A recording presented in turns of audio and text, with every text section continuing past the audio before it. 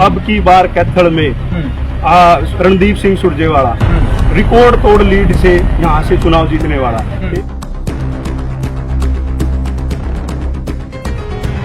लीला राम जी, अगर आपकी सरकार नहीं सुन रही है, मुख्यमंत्री नहीं सुन रहा है, तो इस्तीफा दे दीजिए अपने पद से।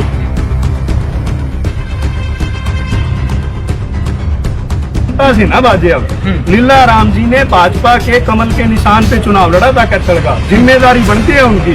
इस्तीफा दें लीला राम जी, क्यों नहीं इस्तीफा देते?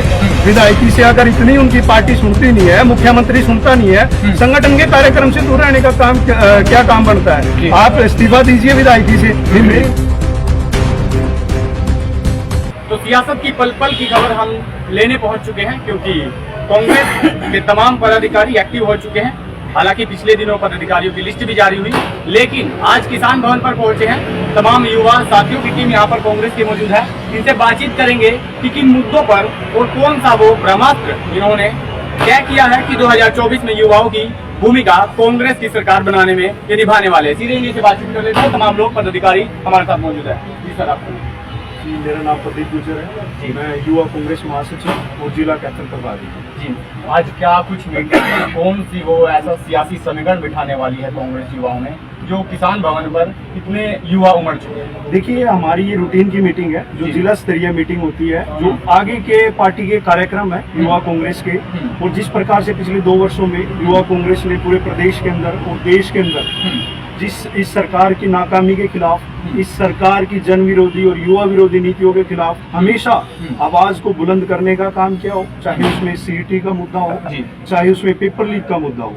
हमेशा हरियाणा प्रदेश के युवाओं की आवाज हरियाणा युवा कांग्रेस ने हर स्तर पर उठाने का काम किया। जी, तो क्या कुछ वो भूमिका रहने वाली है? कौन सा वो ब्रह्मास्त्र तैयार किया है? हल्के की स्थिति कहाँ पर देखते हैं, प्रदेश की स्थिति कहाँ पर देखते हैं? देखिए, आप इस प्रदेश को और इस जिले को आप भी कवर करते हो, आपको भी आम जन की नब्ज पड़ी होगी भी भाई किस प्रकार का आज माहौल है आज पूरे देश के अंदर और पूरे प्रदेश के अंदर। अगर मैं बात करूं हरियाणा प्रदेश की, कुछ दिन पहले ओम प्रकाश धनखड़ जो बीजेपी के प्रदेश अध्यक्ष हैं, उनका भी बयान आया था कि जो सीटिंग विधायक हैं उस पर मंथन करेंगे, टिकट काटेंगे।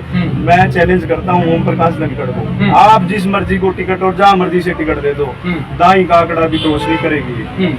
ये भाजपा सरकार की इतनी नालायकी और इतनी जो जिस प्रकार की युवा विरोधी नीतियां इन्होंने लेके आई है, उसके खिलाफ आज जन जन में आक्रोश है। और पूरा प्रदेश आज कालका से लेकर मेवात तक एकजुट होकर इस सरकार के खिलाफ लामबंद है और चुनाव का इंतजार है कि कब चुनाव आए और कब इस सरकार को उखाड़ फेंकने का काम करे। बार बार भाजपा कहती है बिना खर्ची हमने युवाओं को रोजगार दिया है, वो कहाँ पर है? देखिए, आज पूरे देश के अंदर अगर हम बात करें ना, अलग अलग आंकड़े आते हैं, अलग अलग साइड से अलग अलग उसके आंकड़े आते हैं। देश के अंदर अगर नंबर 1 है प्रदेश, तो बेरोजगारी में नंबर है। और वो लगातार ये कामयाबी लगा लो या इस चीज की ये नाकामयाबी इसकी मनोहर लाल खट्टर की है कि प्रदेश को नंबर 1 रखा है अपराध में, प्रदेश को नंबर 1 रखा है बेरोजगारी में, प्रदेश को नंबर 1 रखा है लूटपाट में। तो कहाँ है आज बेरोजगारी की? जो आपने आंकड़े बताए वो मानते तो नहीं है खट्टर साहब, कहते वो तो निजी एजेंसियां है, इसीलिए सरकार को बदनाम करने की कोशिश की। खट्टर साहब आंकड़े ना माने, एजेंसियों को ना माने। 2024 में चुनाव है, इस प्रदेश की जनता एक एक सीट पे आंकड़ा निकाल के दिखा देगी भी कितने कितने मार्जिन से बीजेपी का कैंडिडेट हारेगा। फिर खट्टर साहब आसानी से और बढ़िया नैतिकता जिम्मेदारी लेकर इस प्रदेश की कुर्सी छोड़ने का काम करें। कैथल की स्थिति कहाँ पर देखते हैं? कैथल हल्के, देखिए कैथल हल्के की अगर हम बात करें तो यहाँ पर कांग्रेस के वरिष्ठ नेता और हम जन जन के नेता चौधरी रणदीप सिंह सुरजेवाला जी कैथल की अगुवाई करते हैं। और पिछली बार जो भी भूल चूक रही है, जो भी कमी पेशी रही है, अब की बार कैथल में रणदीप सिंह सुरजेवाला रिकॉर्ड तोड़ लीड से यहाँ से चुनाव जीतने वाला। एक और बात मैं बताना चाहूंगा, यहाँ पे सिटिंग विधायक है कैथल के लीला राम जी। लीला राम जी हमेशा ये कहते हैं, पिछले 4 वर्षों से उनकी एक ही बात है कि मेरी तो मुख्यमंत्री नहीं सुनता, मेरी तो सरकार में चलती है। भाई किस लिए चुनाया आपको? लीला राम जी, अगर आपकी सरकार नहीं सुन रही है, मुख्यमंत्री नहीं सुन रहा है, तो इस्तीफा दे दीजिए अपने पद से। अगर एक विधायक की इतनी भी बात नहीं सुन रही है और जिस पार्टी में वो विधायक है, सत्ता में है वो पार्टी। लेकिन लीलाराम जी को क्या नजर आ रहा है कि मेरी तो सरकार नहीं सुन रही है। लीलाराम जी आप इंतजार कीजिए, 24 के अंदर आपकी कैथल की जनता भी नहीं सुनेगी और आपको यहाँ से 20,000 पर्ची देनी पड़ेगी। असम में तो वो टिकट लेने का ही मामला उनका हो चुका है, पर भाजपा जिस मर्जी को टिकट दे दे यहाँ से, भाजपा यहाँ से तीसरे नंबर पे रहने का काम करे। लीलाराम जी संगठन के कार्यक्रम से दूर है, आपने कहा है कि उन्होंने खुद भी कहा है, तो फिर इसी कारण वो नाराज संगठन से दूर तो हो चुके हैं, तभी तो जनता के बीच नजर आते हैं। हाँ तभी वही तो है ना, पार्टी की टिकट पे चुनाव लड़ा है, ऐसे ना लीलाराम जी वो करे, जनता से ना बाजे। अब लीलाराम जी ने भाजपा के कमल के निशान पे चुनाव लड़ा था कैथल का, जिम्मेदारी बनती है उनकी, इस्तीफा दे लीलाराम जी। क्यों नहीं इस्तीफा देते? विधायकी से अगर इतनी उनकी पार्टी सुनती नहीं है, मुख्यमंत्री सुनता नहीं है, संगठन के कार्यक्रम से दूर रहने का काम क्या काम बनता है? आप इस्तीफा दीजिए विधायकी से, मेरी नैतिक जिम्मेदारी बनती है, मेरी ये पार्टी नहीं सुनती, मेरी ये सरकार नहीं सुनती, मेरी मुख्यमंत्री नहीं सुनता, मैं जनता के बीच में इस्तीफा देके जा रहा हूँ, तब माने हम लीलाराम जी को भी जनता के बीच में है। और मैं चैलेंज करता हूँ लीलाराम जी को, विधायक जी को भी, अगर आपकी सरकार की अंदर अब भी सुनवाई नहीं है तो आप इस्तीफा देके जनता के बीच में जाइए। जी, तो तमाम पदाधिकारी और भी मौजूद हैं, उनसे बातचीत कर लेते हैं। मेरा नाम कृष्ण साथोर है, मैं यूथ कांग्रेस का प्रदेश उपाध्यक्ष। जी कृष्ण जी, अभी क्या समीकरण देखते हैं, युवाओं को इकट्ठा करके आप वो कौन सा ब्रह्मास्त्र इनके हाथ में देने वाले हैं 2024 के लिए? जी, लोकसभा के लिए तैयारी है या विधानसभा के लिए यहाँ पर बातचीत की गई? देखिए, हमारा जो कार्यक्रम है, अभी यूथ कांग्रेस के कार्यक्रम जो हमने लॉन्च किया है जी, बूथ जोड़ो यूथ जोड़ो कार्यक्रम जी, जिसके तहत आज हमने बैठक की है। हमारे जितने भी पदाधिकारी हैं, जिले के पदाधिकारी हैं, असेंबली के पदाधिकारी हैं, सबसे बातचीत की जी, और हम सारे पदाधिकारियों को अपने साथ लिए एक एक युवा को हर बूथ पे कांग्रेस के साथ जोड़ के कांग्रेस को मजबूत करने का प्रयास करेंगे। और अभी नगर पार्लियामेंट का चुनाव तो स्वाभाविक है कि हम भी चुनाव की तैयारी में है, और उसके बाद नगर का चुनाव हमारा लगभग 5 से 6 महीने आता है बाद आता है, तो हम उसकी भी तैयारी में हैं। अगर चाहे सरकार साथ करवा ले, लेकिन एक ऐसा लोग हैं जिसकी कांग्रेस की कांग्रेस है जो हम अपनी जिम्मेदारी निभाते हुए और अपने संगठन को मजबूत करने के लिए हमने कैथल जिले की बैठक की है। हमारी युवा साथियों को जितने पदाधिकारी हैं उनसे बातचीत करके चर्चा करके हमने प्रोग्राम बनाया है कि हम गाँव जाएंगे, हर बूथ को जाएंगे और पहला वोटर से लेकर के यूथ कांग्रेस का जो 35 साल से 30 साल तक का युवा जिसको यूथ कांग्रेस के पदाधिकारी के रूप में देखते हैं और उसको हम पार्टी के साथ। आपने युवाओं की बात की, कैथल जिले में कोई युवा किसी नेता से प्रभावित है, कोई युवा किसी नेता से प्रभावित है, हालांकि आपको कड़वी लगेगी बात, तो लगता है एकजुट हो पाएंगे युवा? देखिए, ये प्रतिस्पर्धा की जो बात है, अब मैंने भी चुनाव लड़ा जी, मैं तो उसके नंबर पर चुनाव जी पार्टी में मेरे उम्मीदवार। देखिए, चुनाव एक अलग चीज़ है और कंपटीशन भी एक अलग चीज़ है। अब हो सकता है कि प्रदेश को कोई देने से टिकट मांग रहा हो, मैं भी मांग रहा हूँ, सतीश भाई हमारे जिला अध्यक्ष भी मांग रहे हैं, स्वाभाविक प्रक्रिया और मांगना भी चाहिए। लेकिन जिस दिन मिलेगी वो दिन सभी एक है, जिस दिन कांग्रेस एक है, हाँ, तो जब तक टिकट नहीं मिलती सबकी दावेदारी और सबका हक होता है। लोकतंत्र है, सभी को। ये यूथ कांग्रेस के साथियों से भी हम आग्रह करते हैं कि भी अपनी अपनी दावेदारी पेश करें। जो आदमी चुनाव लड़ना चाहता है, जिसमें चुनाव लड़ने की कैपेसिटी है, पार्टी निर्धारित तो पार्टी में करना है, कार्यकर्ता तो केवल आवेदक है, वो अपना आवेदन देगा कि मैं चुनाव लड़ना चाहता हूँ। लेकिन सब लोग मांगे, लेकिन जिस दिन ये तय हो कि चुनाव किसको लड़ना है, हम सारे एक हो चुनाव लड़ें बीजेपी के खिलाफ और ऐसी ताकतों के खिलाफ जिसने देश को पीछे धकेल।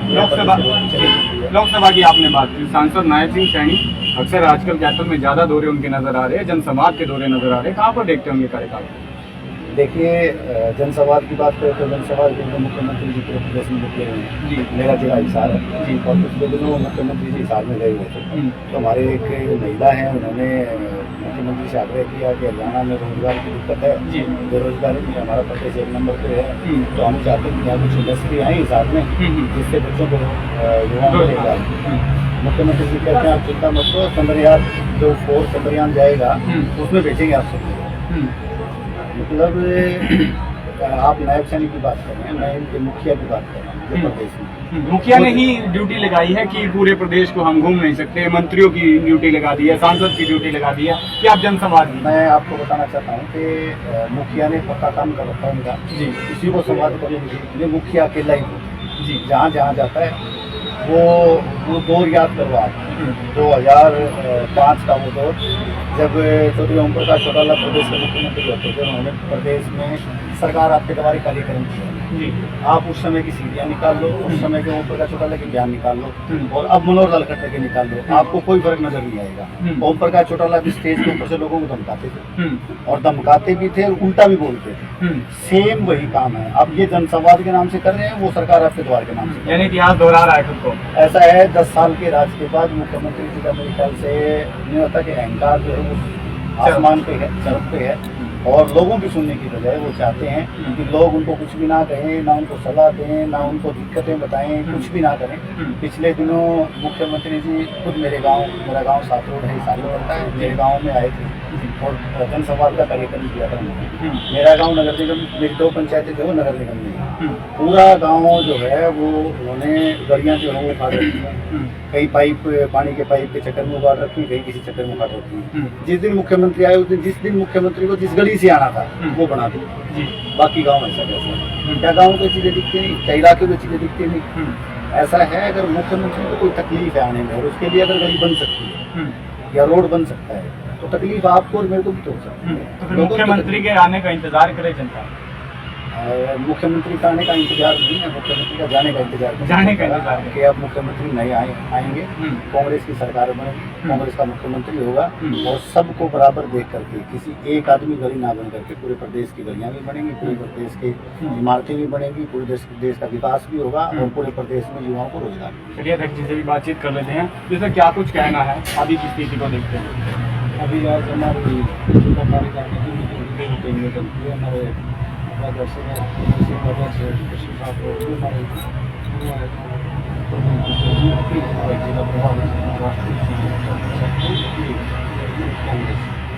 तो आज हर युवा मतलब सभी पदाधिकारी यहाँ करते रहते हैं यूथ कांग्रेस को, मतलब हर कांग्रेस पार्टी वहाँ पे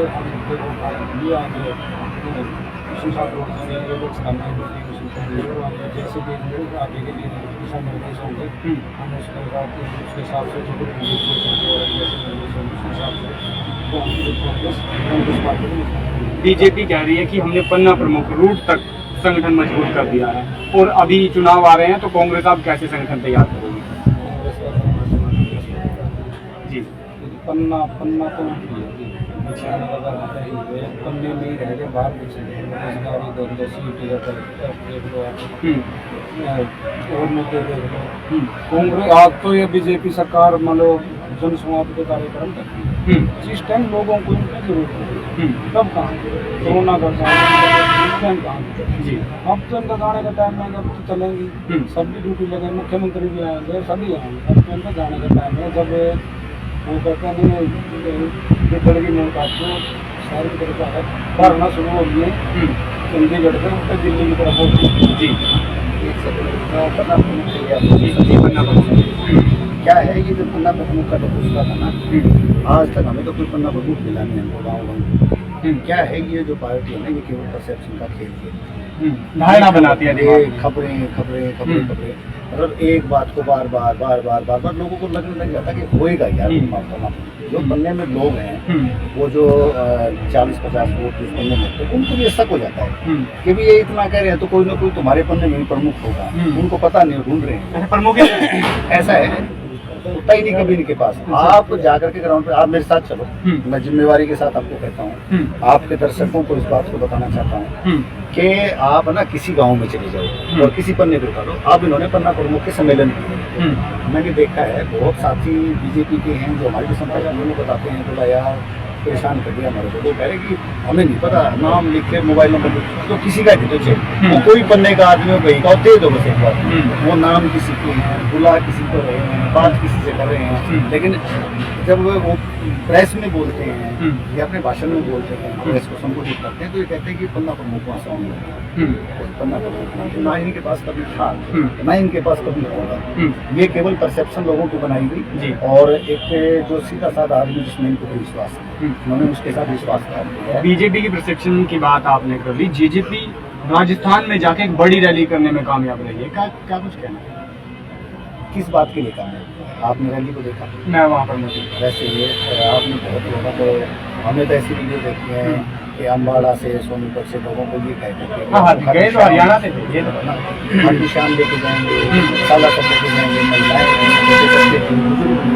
उनको जो झूठ कि आपको हम जो है धार्मिक सफल लेके जा रहे हैं, हम आपको साला सब लेके जा रहे हैं, हर शाम लेके जा रहे हैं रैली में मैंने हालात इससे पहले विचारों में रैली उसमें भी एक महिला कलाकार हैं, उनको बुला करके ये कहना पड़ा कि भाई आप लोग मुझे सुनना चाहते हैं, उनको बुलाया गया।